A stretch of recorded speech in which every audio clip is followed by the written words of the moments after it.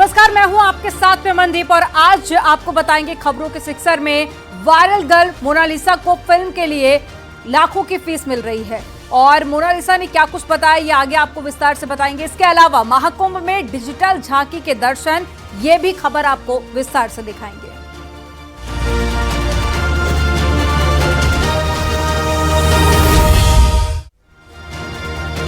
महाकुंभ में वायरल हुई नीली आंखों वाली मोनालिसा को फिल्म का ऑफर मिल चुका है। वहीं दावा किया जा रहा है कि उसे फिल्म के लिए 21 लाख रुपए की फीस मिल रही है। हालांकि मोनालिसा का नया वीडियो सामने आया है जिसमें उसे लाखों की फीस मिलने की बात को खारिज कर दिया है। क्या है ये पूरा मामला, एक रिपोर्ट के जरिए आपको दिखाते हैं।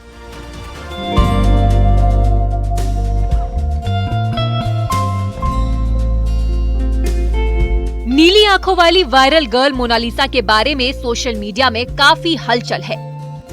उसने महाकुंभ से प्रसिद्धि पाई। फिल्म डायरेक्टर सनोज मिश्रा ने उसे अपनी फिल्म में लेने की बात कही थी और कुछ दिन पहले वो मोनालिसा को फिल्म का ऑफर भी देकर आए। अब जब मोनालिसा को उन्होंने अपनी फिल्म में हीरोइन बनाने का फैसला किया है तो सवाल भी तैरने लगे कि आखिर सनोज मोनालिसा को फिल्म में कितनी फीस दे रहे हैं। सनोज मिश्रा ने अपनी film the diary of Manipur के लिए उसे साइन किया है। सोशल मीडिया पर कई लोग दावे करने लगे कि मोनालिसा को 21 लाख रुपए की फीस मिलेगी। वहीं 1 लाख रुपए उन्हें साइनिंग अमाउंट के तौर पर दिए गए हैं।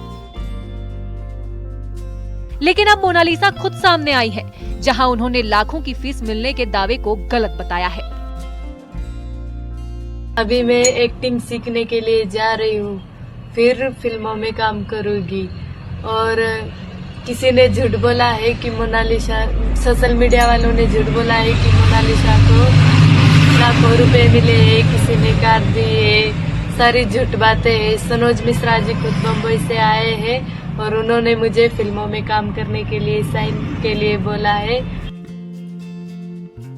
मोनालिसा ने ये नहीं बताया कि उन्हें फिल्म के लिए कितनी फीस मिल रही है। उनके फैंस भी ये जानने के लिए बरकरार है। मोनालिसा ना भी बताएं तो ये बात तो कुछ दिनों में पता चल ही जाएगी। मोनालिसा महाकुंभ में अपने परिवार के साथ गई तो थी रुद्राक्ष की माला बेचने, लेकिन वहाँ माला के बदले उसकी नीली आंखों की बातें होने लगी और इस तरह वो सोशल मीडिया पर पूरी तरह छा गई। फिल्मकार भी उसकी पब्लिसिटी को भुनाने में लग गए। डायरेक्टर सनोज मिश्रा ने तो ऐलान तक कर दिया था कि वो अपनी फिल्म में मोनालिसा को कास्ट करेंगे। इसके बाद सनोज मिश्रा मोनालिसा के घर भी पहुंचे, जहां मोनालिसा और उसके परिवार के साथ मुलाकात की और मोनालिसा को अपनी आने वाली फिल्म में रोल का ऑफर दिया। सोशल मीडिया पर फेमस होने के बाद मोनालिसा भी खुद कह चुकी थी कि उसे फिल्मों में काम करने का मौका मिलेगा तो वो जरूर करेगी। डायरेक्टर सनोज मिश्रा के ऑफर को मोनालिसा और उसके परिवार वालों ने मना नहीं किया। फिल्म में काम करने के लिए हामी भर दी। मोनालिसा को उसके परिवार का साथ भी मिल गया। इस तरह मोनालिसा अब फिल्मी दुनिया में अपनी किस्मत आजमाने जा रही है। मोनालिसा ने अपने फैंस का शुक्रिया अदा किया है और उनसे हमेशा समर्थन देने की अपील भी की है। मैं महाकुंभ मेले में माला रुद्राक्ष बेचने के लिए गई थी। वहाँ महादेव का आशीर्वाद और आप लोगों का आशीर्वाद रहा। मेरा तो रात फेमस बन गई। आप सभी को मेरे लिए दिल से थैंक यू। आप सबकी वजह से मुझे एक फिल्म मिली है जिसका नाम है द डायरी ऑफ मणिपुर, जिसके डायरेक्टर है सनोज मिश्रा जी। और मेरे घर भी आए थे और साइन करके भी गए हैं। मेरी ख्वाहिश थी कि मैं हीरोइन बनवा जो पूरी हो जाएगी और आप सभी लोगों का यूं ही आशीर्वाद रहना चाहिए। रुद्राक्ष की माला बेचने वाली मोनालिसा को कोई जानता तक नहीं था, लेकिन महाकुंभ में जैसे ही कैमरों की नजर उस पर पड़ी तो वो फेमस हो गई। वो रातों रात सोशल मीडिया की सनसनी बन गई। कोई उसकी आंखों का कायल हो गया तो कोई उसकी तुलना बॉलीवुड एक्ट्रेस से करने लगा। इतना ही नहीं, उसे फिल्मों में काम करने की सलाह दी गई। इंदौर में मोनालिसा की ट्रेनिंग शुरू होगी। उसे पर्सनैलिटी डेवलपमेंट की ट्रेनिंग दी जाएगी। इसके बाद एक्टिंग की ट्रेनिंग दी जाएगी। सनोज के मुताबिक फिल्म की शूटिंग कुछ दिनों में नॉर्थ ईस्ट में शुरू होगी और इसी साल अक्टूबर तक रिलीज भी हो जाएगी। मोनालिसा बेहद साधारण घर से आती है, लेकिन उसके सपने बहुत बड़े हैं। अब उसे फिल्म में मौका भी मिलने जा रहा है। घर वालों को भी लग रहा है कि उनकी हालात बदल सकते हैं। सोशल मीडिया पर तो मोनालिसा पूरी तरह छा गई, लेकिन क्या फिल्मी दुनिया भी उसे रास आएगी, ये देखने वाली बात होगी। Bureau report, news 18।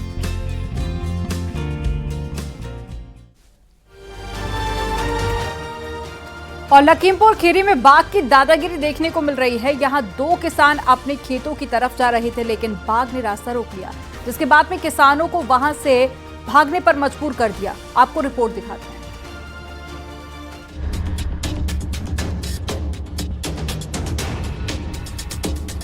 बाइक पर किसान और सामने दिखा बाघ। मंजर देखकर किसी की भी हालत पतली हो सकती है।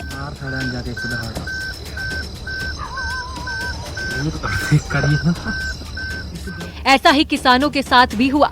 2 बुजुर्ग किसान खेत में अपनी गन्ने की फसल को देखने जा रहे थे, लेकिन जैसे ही खेतों की तरफ बढ़े, सामने से अचानक बाघ प्रकट हो गया। उसके बाद तो दोनों के पांव ही ठहर गए।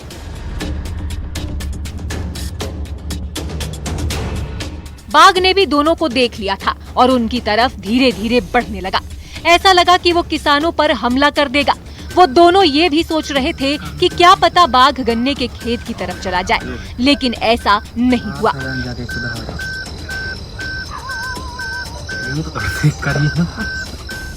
बाघ की मंशा कुछ और ही थी।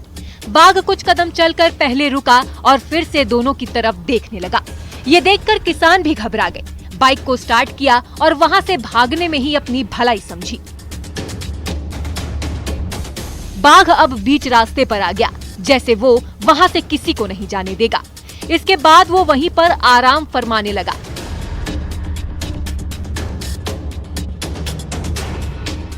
एक किसान तो उसका वीडियो भी बना रहा था, लेकिन जब उन्हें लगा कि बाघ रास्ते से नहीं हटने वाला, तो इसके बाद दोनों वहां से अपने घर की तरफ लौट गए। लखीमपुर खीरी के तिकुनिया कोतवाली क्षेत्र की ये घटना है। खेतों में बाघ दिखने की घटना पूरे इलाके में फैल चुकी थी। इसका वीडियो भी सोशल मीडिया पर वायरल हो गया।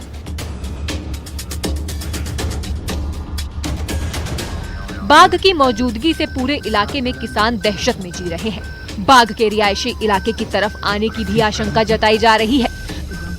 लोग घर से निकलने में डर रहे हैं। वन विभाग से बाघ को पकड़ने की अपील की गई है। लखीमपुर खीरी से न्यूज़ 18 के लिए मनोज शर्मा की रिपोर्ट।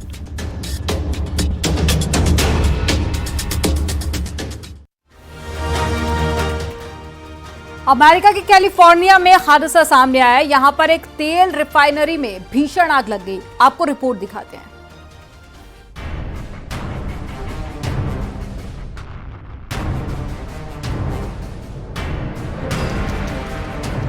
कैलिफोर्निया में पिछले दिनों आग ने भारी तबाही मचाई। जंगल के जंगल इस आग में झुलस गए। कई आशियाने नष्ट हो गए। कैलिफोर्निया इन दिनों काफी बुरे दौर से गुजर रहा है। अब कैलिफोर्निया में आग लगने की एक और घटना सामने आई है। आग की लपटें दूर दूर तक फैली हुई हैं। आसमान तक धुआं अपने निशान छोड़ रहा है। कैलिफोर्निया के मार्टिनेज तेल रिफाइनरी को भयंकर आग ने अपनी आगोश में ले लिया और उसके बाद तो हाहाकार मच गया।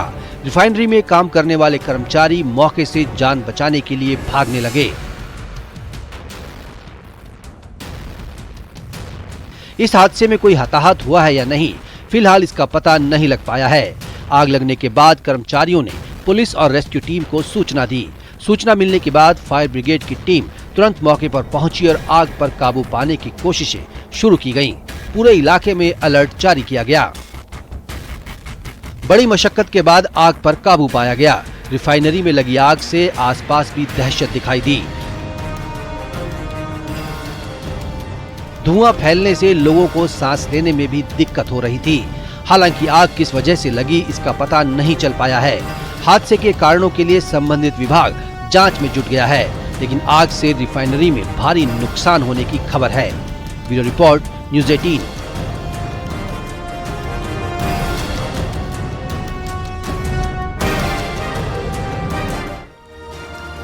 और महाकुंभ में डिजिटल झांकी लोगों के आकर्षण का केंद्र बनी हुई है। इस डिजिटल झांकी में सतयुग से कलयुग के विकास को बताया गया है। वहीं कुछ लोगों के ग्रुप ने कोने से बचने के लिए विशेष ड्रेस कोड भी बनाया है। वहीं महाकुंभ में दूसरे रंग भी देखने को मिल रहे हैं।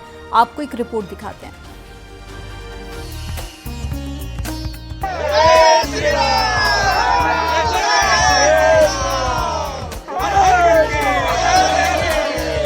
प्रयागराज महाकुंभ में जनसैलाब उमड़ रहा है। यहाँ आने वाला हर श्रद्धालु महाकुंभ की भव्यता देखकर मंत्रमुग्ध है। संगम की रेती में जहाँ श्रद्धालुओं की सुविधाओं का पूरा ध्यान रखा जा रहा है, तो वहीं महाकुंभ में कई रंग देखने को मिल रहे हैं। डिजिटल युग की झलक भी यहाँ है। महाकुंभ में आकर्षण का केंद्र बनी है ये डिजिटल झांकियाँ, जिसे देखने के लिए लोग उमड़ रहे हैं। झांकी के जरिए कलयुग से सतयुग का चित्रण किया गया है। अंधेरी गुफा से शुरू होकर उजाले में इस झांकी को दर्शाया गया है। सतयुग से लेकर कलयुग तक डिजिटल झांकी यहाँ पर आकर्षण का केंद्र बनी है महाकुंभ में, और यही से शुरुआत होती है कलयुग की। और इसको एक इमेज दिया गया है जंगल, यहाँ पर लिखा है सावधान आगे भयानक जंगल है। तो जंगल का सफर मैं आपको कराता हूँ इस कैमरे के जरिए, और यहीं से शुरुआत होती है कि किस तरीके से कलयुग में इंसान की शक्ल क्या है। इंसान का शरीर है, लेकिन उसका जो सर है वो जानवर का है, और किस तरीके से एक दूसरे के लिए खून का प्यासा है, ये इसके जरिए दिखाया गया है। और आगे आप देखें कि ये है महाकुंभ क्षेत्र के अंदर ही, आपको ये अंदाजा भी नहीं होगा कि किस तरीके से यहाँ पर दर्शाया गया है। यहाँ पर देखें कि आज के समय में, यानी कि कलयुग के समय में, किस तरीके से यहाँ पर पिताजी हैं, बहुएं हैं, ससुर हैं, वो आपस में वाद विवाद कर रहे हैं। और आगे भी मैं आपको दिखाऊं डिजिटल माध्यम के जरिए कि यहाँ पर लिखा है कि सर्प को दूध पिलाना माना और बुराइयों का पालना। तो ये इस तरीके से है कि किस तरीके से एक जो अपने सबसे करीबी भी होते हैं तो किस तरीके से धोखा देते हैं, वो भी दर्शाया गया है। और आगे हमारे साथ में मनीष जी हैं, मनीष गुप्ता जी, वो बताएंगे कि झांकी के जरिए क्या क्या यहाँ पर दर्शाने की कोशिश की गई है और क्या रिस्पांस मिल रहा है।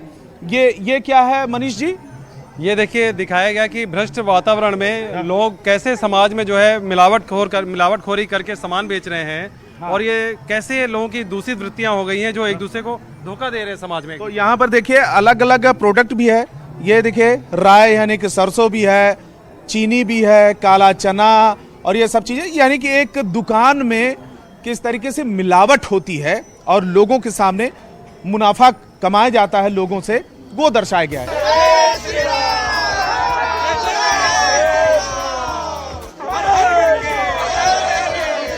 प्रयागराज की धरती पर श्रद्धालुओं की भारी भीड़ उमड़ रही है। भीड़ में गुम होने से बचने के लिए पुणे से आए श्रद्धालुओं के एक ग्रुप ने नायाब तरीका निकाला है। 25 लोगों की इस ग्रुप ने एक ड्रेस कोड बनाया है, जिससे भीड़ में वो दूर से नजर आ सकें। संगम के किनारे इस भीड़ भाड़ में एक ऐसा ग्रुप है जो अलग ही दिखाई दे रहा है, भगवा कलर में है, और एक साथ में 25 लोगों का एक ग्रुप है। इनमें से कुछ लोग तो दूसरी जगह गए हैं मंदिर में दर्शन के लिए, लेकिन यहाँ पर 7, 8, 10 लोग हैं यहाँ पर इकट्ठा हुए हैं। सर पर टोपी, इसके अलावा अलग कलर के कपड़े, धोती पहने हुए, और ये भीड़ में अलग ही नजर आ रहा है। तो इनसे मैंने पूछा कि ये अलग कपड़ा पहनने का और ग्रुप में अलग दिखने के पीछे क्या कारण है। भीड़ बहुत ज्यादा है, लाखों की संख्या में। इस ग्रुप में अलग कपड़ा पहनने का क्या कारण है? पहले तो ये कलर जो है हमारा भगवाधारी कलर है। हाँ।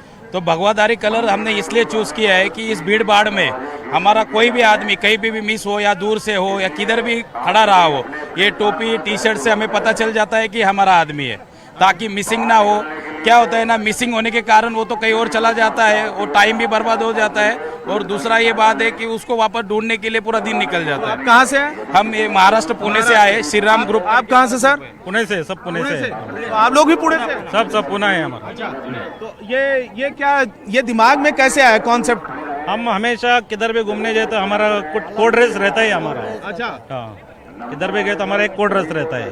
और अभी जो भगदड़ भी हुई थी, और अक्सर देखा जाता है कि कुंभ में लोग एक दूसरे से बिछड़ जाते हैं, हालांकि बड़ी संख्या में ज्यादा है कि मिल जाते हैं कुछ देर बाद, तो यही दिमाग में था आप लोगों के? हाँ बराबर, ओके, वही दिमाग में था। और हमारा हमेशा यही इन्फॉर्म है कि केदारनाथ किधर भी गए हम लोग उधर ऐसा ही ड्रेस पहन के गया था, इसीलिए इधर उधर नहीं होता है।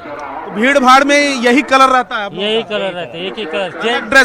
ड्रेस कोड अलग रहता है। ऐसे हम कुंभ मेले में आया, ऐसे सबरीमला में अयप्पा के पास भी हम लोग जाता है, ऐसा एक ड्रेस कोड देखे। महाराष्ट्र से? कर्नाटक से। अच्छा, तो अलग अलग राज्यों के कैसे एक साथ में ग्रुप? ये महाराष्ट्र में सब मिलजुल के हम लोग आ गए इधर। महाराष्ट्र से ग्रुप बना के आ गए। सनातन के इस महापर्व में महाराष्ट्र से ही एक ऐसा ग्रुप भी आया है जिनकी प्रभु श्री राम पर आस्था है। ये ग्रुप लोगों से राम नाम बुलवाता है। एक दिन में 10 लाख लोगों से राम नाम बुलवाने का लक्ष्य रखा है।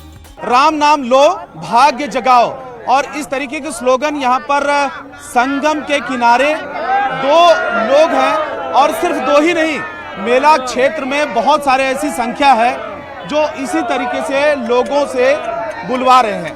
और जहां पर पब्लिक जा रही है उन भीड़ भाड़ इलाकों में ये लोग इकट्ठा हैं, माइक पर बोल रहे हैं, और इसके पीछे क्या रीजन है, क्या कारण है कि लोगों से राम नाम लो, भाग्य जगाओ बुलवा रहे हैं आप लोग?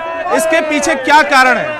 जी, संतों का कहना है कि राम नाम से असंभव कार्य संभव होता है, और राम नाम लेने से हमारे अनंत जन्मों के पाप कर्मों का नाश होता है। देखिए, लगातार एक दिन में कितने देर तक आप लोग खड़े रहते हैं ऐसे? पूरा 12 घंटा खड़े रहते हैं। 12 घंटा ऐसे बोलते रहते हैं? 12 घंटा राम राम बोलो, राम राम, राम नाम लो, भाग्य जगाओ। तो 12 घंटे में तो हजारों लाखों बार आप लोग बोल देते होंगे? 10 लाख के करीब हो जाता है एक दिन में? एक दिन में। अच्छा, एक और दिन कितने में साल से ऐसे कर रहे हैं? हम लोग 15 साल से ही काम में जुड़े हैं। कंटिन्यू। इससे क्या फायदा होता है अगर पब्लिक? राम नाम से सभी पाप कर्मों का नाश होता है। अच्छा। और अपने जीवात्मा का भाग्य भी बन जाता है। हाँ। और अपने घर में सुख भी आ जाता है। जीवन में लगती रहे। योगी जी की जय, मोदी जी की भी जय। आस्था यूं ही सनातन। तो एक चीज बोलना चाहेंगे सर, जितनी व्यवस्था है पर्याप्त व्यवस्था है, लोग खाली संयम से स्नान करने के जाएं। तो इस तरह श्रद्धालु भक्ति के रंग में रंगे हुए दिख रहे हैं। दुनिया के सबसे बड़े धार्मिक आयोजन में पहुंचकर यादगार बनाने में कोई कसर नहीं छोड़ रहे।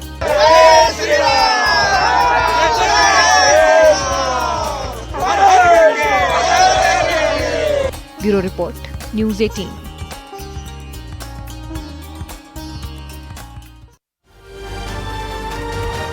मौनी अमावस्या के दिन महाकुंभ में हादसे के बीच में अखिलेश यादव ने अखाड़ों के स्नान न करने का बड़ा बयान दिया था, जिस पर संतों ने अखिलेश को करारा जवाब दिया है। संतों ने अखिलेश पर झूठा भ्रम न फैलाने की नसीहत दी है। माननीय अखिलेश यादव ने अगर ऐसा कहा है कि अखाड़ों में स्नान नहीं किया तो बिल्कुल निराधार है, सफेद झूठ है। 2 बजे से लेकर के और 7:30 बजे तक सभी के 13 अखाड़ों ने स्नान किया है। इसमें सर्वप्रथम श्री पंचायती अखाड़ा महादेवाणी के साथ में अटल, उसके बाद निरंजनी के साथ में आनंद, जूना, आवान और अग्नि, उसके बाद तीनों वैष्णव अखाड़े, फिर उदासीन परंपरा के अखाड़े, और सबसे लास्ट में मैंने 7:18 पर निर्मल अखाड़े के कोठारी जसविंदर सिंह से बात किया तो उनका भी स्नान हो गया था। अखिलेश यादव जी एक बहुत बड़ा भ्रम फैलाने की कोशिश कर रहे हैं, और इससे सनातनियों में आक्रोश है कि इस तरह का झूठ भी इस कुंभ में ये लोग फैलाएंगे, ऐसी हमने कभी कल्पना भी नहीं की थी। 13 अखाड़ों ने स्नान किया, सभी संतों ने स्नान किया, और सभी ने सादगीपूर्ण ढंग से स्नान किया। अयोध्या में एक लड़की की हत्या का मामला मिल्कीपुर सीट पर होने वाले उपचुनाव में सियासी मुद्दा बनता जा रहा है। सांसद अवधेश प्रसाद के प्रेस कॉन्फ्रेंस के दौरान में फफक कर रोने को लेकर सीएम योगी ने चुनाव प्रचार के दौरान निशाना साधा।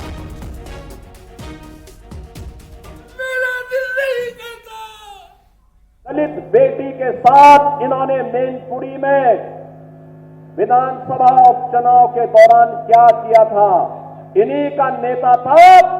उस दरिंदे ने क्या घटना की थी, उस बेटी का गला घोंट करके उसकी हत्या कर दी थी। और याद करना, अयोध्या में भी कल एक बेटी के साथ घटना घटित हुई है, जहां जब निचले स्तर पर जाएगी, जो नौटंकी आज इनका सांसद कर रहा है, याद करना उसमें भी कोई ना कोई समाजवादी पार्टी का दरिंदा शामिल जरूर होगा। और यहाँ पर वक्त हो गया एक छोटे से ब्रेक का। आप देखते रहिए न्यूज़ 18।